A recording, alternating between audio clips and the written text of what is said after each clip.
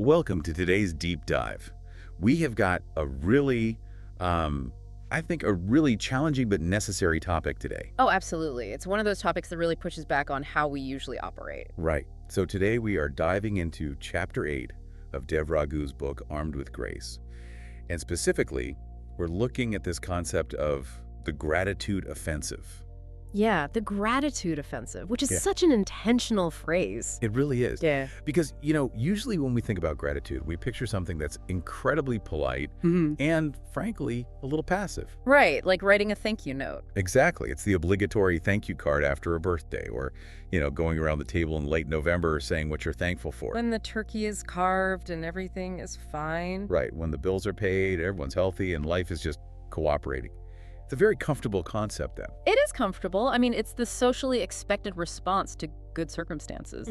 But if you take that sanitized, polite version of Thanksgiving and you try to apply it to a season of genuine suffering like a health crisis or a financial collapse, it just shatters. It really does. It doesn't hold any weight at all. Which brings us right to our mission today. We are moving completely away from Thanksgiving as a polite reaction.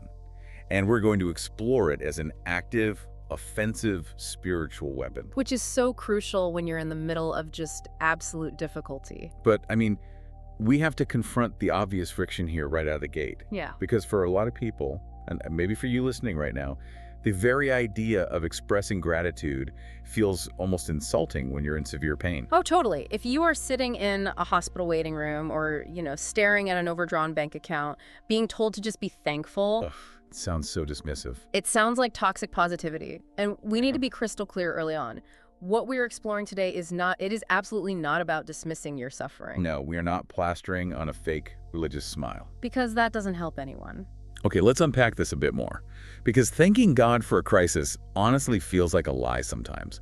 It feels like denial. It really does feel that way. It's like putting a happy face sticker over your car's check engine light as smoke starts pouring out from under the hood. Yes, that is exactly what toxic positivity does. Right, you're just sitting in the driver's seat pretending everything is fine when you are clearly about to break down. You're denying the smoke.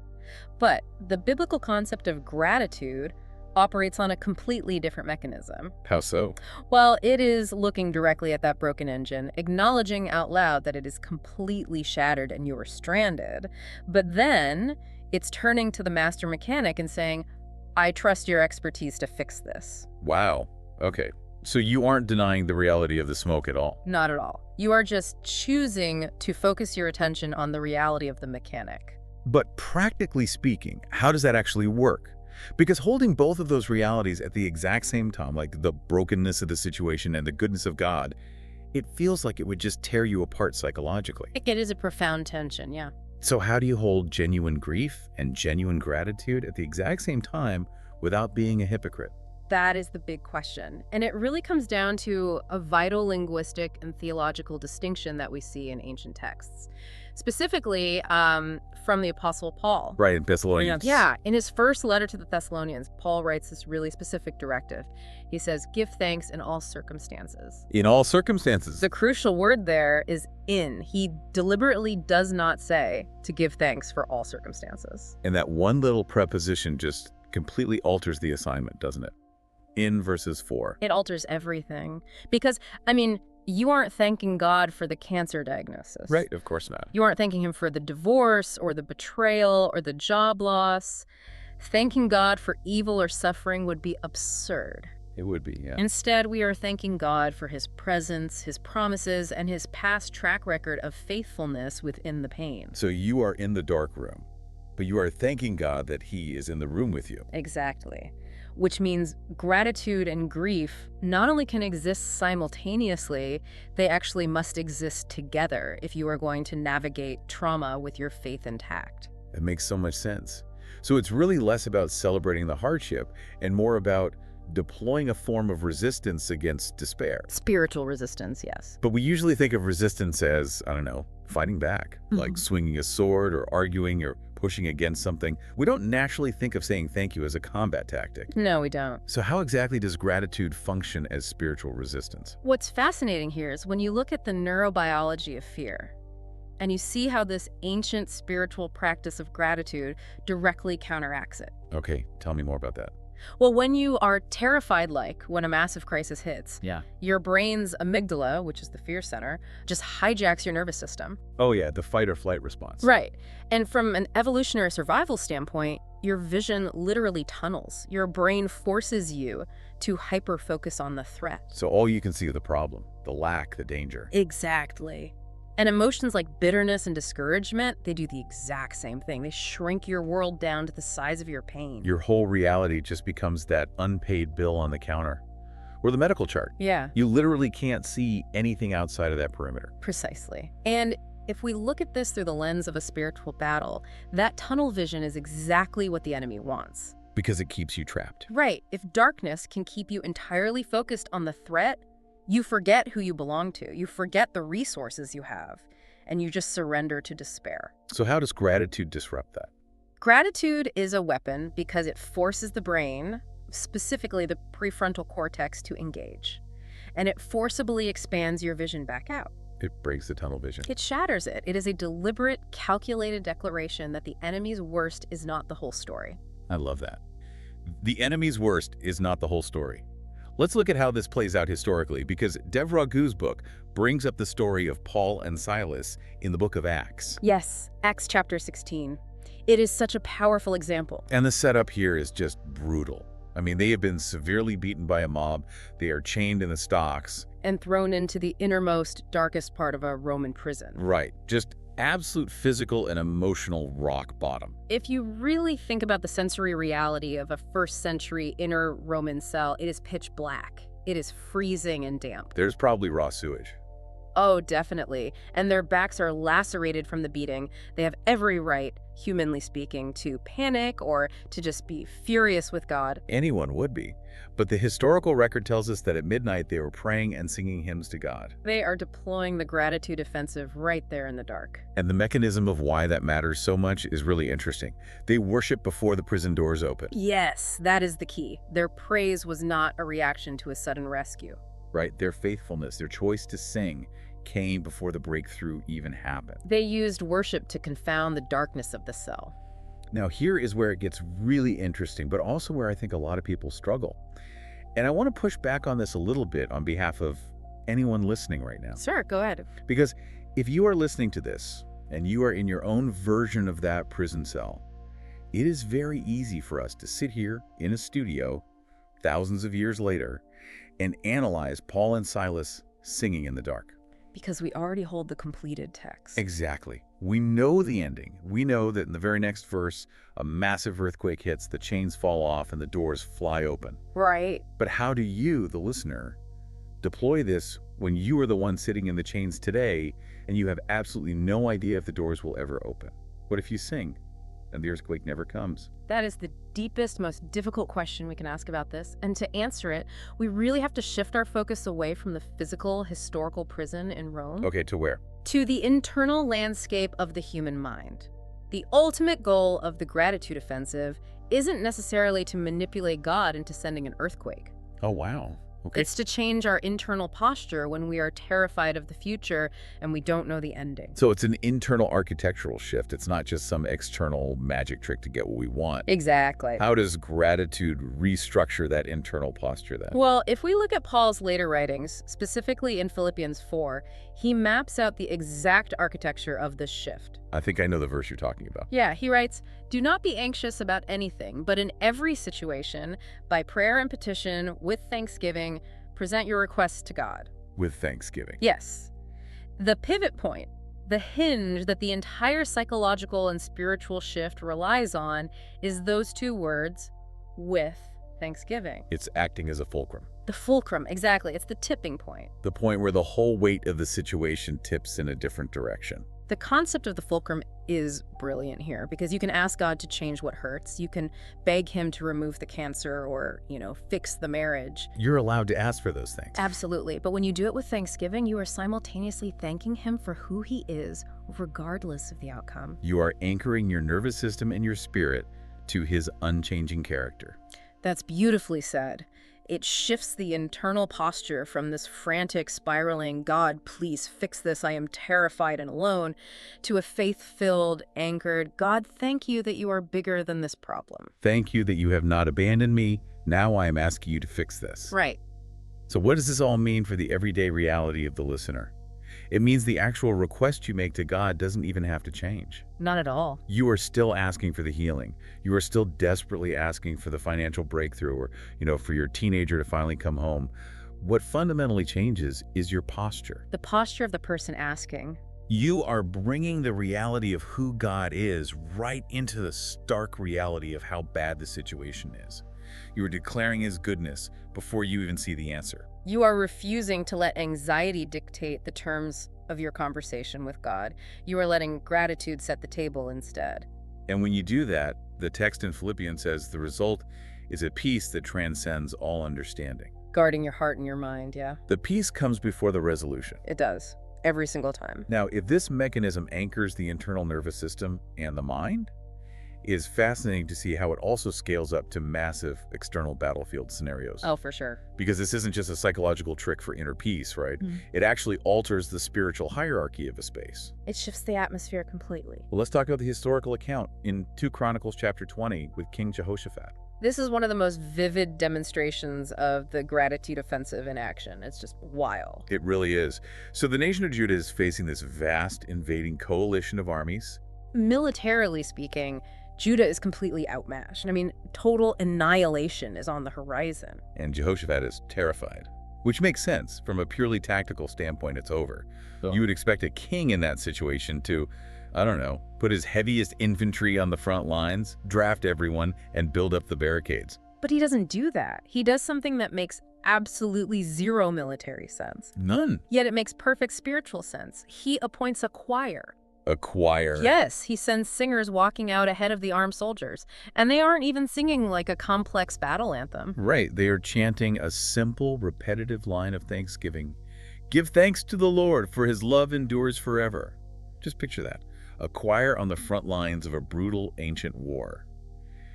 And they are singing as they march toward an enemy that outnumbers them. Not after the swords were drawn, not after they saw the enemy retreating. Right, and the biblical text explicitly notes the causality there, doesn't it? It does. It says, as they began to sing and praise, the enemy was defeated, the opposing armies became confused, and they actually turned on each other. The praise was the trigger for the victory. Exactly. Which perfectly illustrates what we were talking about earlier with the tunnel vision of fear. How so? Well, fear looks at the invading army and says, the problem is bigger than God. Yes.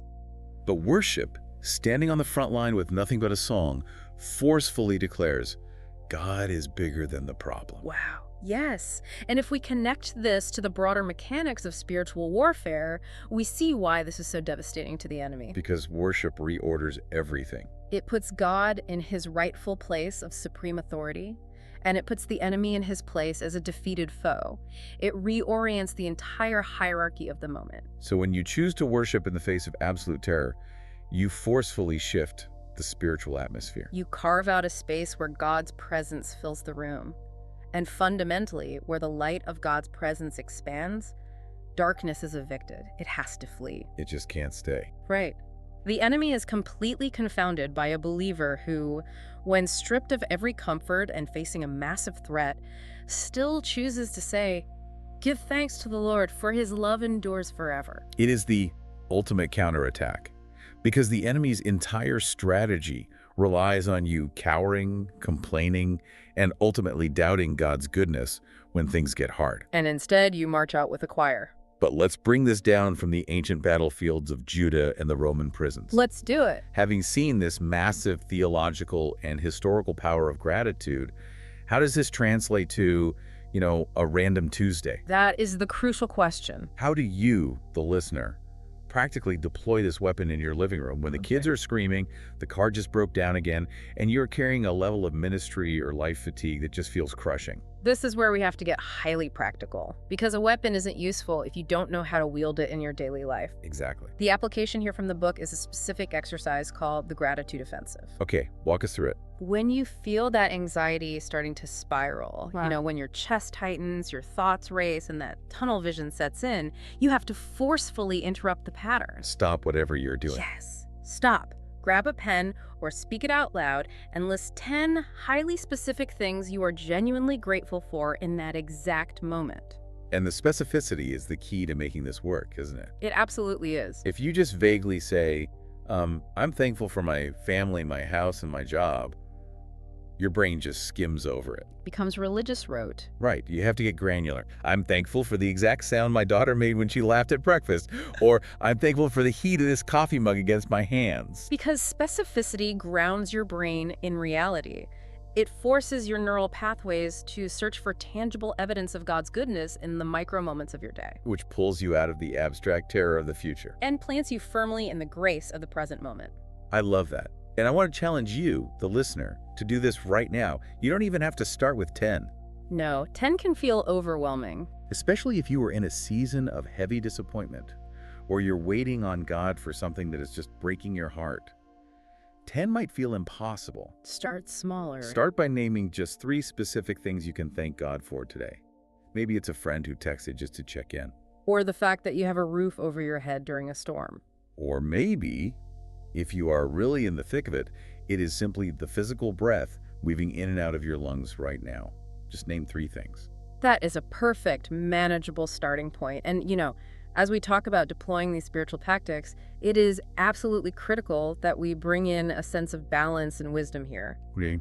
Well, if you are struggling with intense clinical anxiety or deep depression, you need to hear this clearly. Anxiety is a signal, not a sin. Oh, that is profound. I want to pause on that because someone listening is carrying an immense amount of guilt right now for feeling anxious despite praying. I know they are. But anxiety is a signal, not a sin. It is a flashing light on the dashboard telling you something needs attention. Exactly. And fighting with spiritual weapons like deploying a gratitude offensive, praying, declaring scripture does not negate the need for physical weapons and support. Right. We are integrated beings. Spirit, mind, and body. You cannot simply pray away a physiological crisis without also adjusting the physical reality. God made serotonin, and God made therapists, doctors, and medication too. He is the great physician. And sometimes the healing comes through a prescription or a counselor's office. Yeah. I mean, you wouldn't try to treat a shattered femur with only a gratitude journal, right? Of course not. You would go to a hospital. We shouldn't treat chemical imbalances or severe trauma any differently. Precisely. You use every single tool God has provided in His common grace. The gratitude offensive is a potent spiritual weapon, but it is meant to work in tandem with the physical, medical, and communal support you might need. It is not an either scenario where faith replaces medicine. It is a both-hand reality where faith sustains you through the process. Well said. And if you are listening to this, and you are in a season where even stringing together a simple prayer feels like moving a mountain, where spiritual dryness has just set in so deep that your bones ache, please do not feel the need to force fake joy. Honesty is the prerequisite for real gratitude. It really is. Keep a very simple, raw gratitude record. And when you have absolutely no words of your own, borrow them. Use the Psalms to guide your gratitude when your own emotions are completely bankrupt.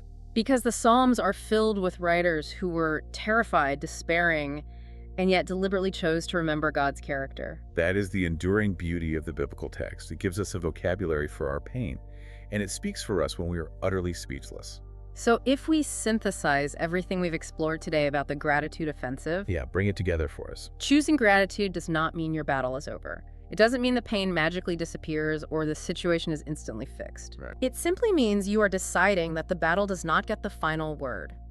By thanking God for who He is, and by deliberately pulling His past faithfulness into your present darkness, you are choosing to worship before you see the outcome. You are stepping into the darkness of the cell and singing before the earthquake hits. Exactly. And it fundamentally rewires how we experience suffering. It removes us from the position of being a passive victim of our circumstances and turns us into active combatants in the spiritual realm. As we wrap up this deep dive, I want to leave you, the listener, with a final thought to mull over. Something we haven't touched on yet, but that changes the weight of everything we've discussed today. What's that? Well, we've talked deeply about how the gratitude offensive changes your internal posture and shifts the spiritual atmosphere in the room. But think about the ripple effect of that action. Oh, right. If you choose to deploy radical, unreasonable gratitude in the middle of a severe crisis, who is watching you do that? Who is standing in the room? Right.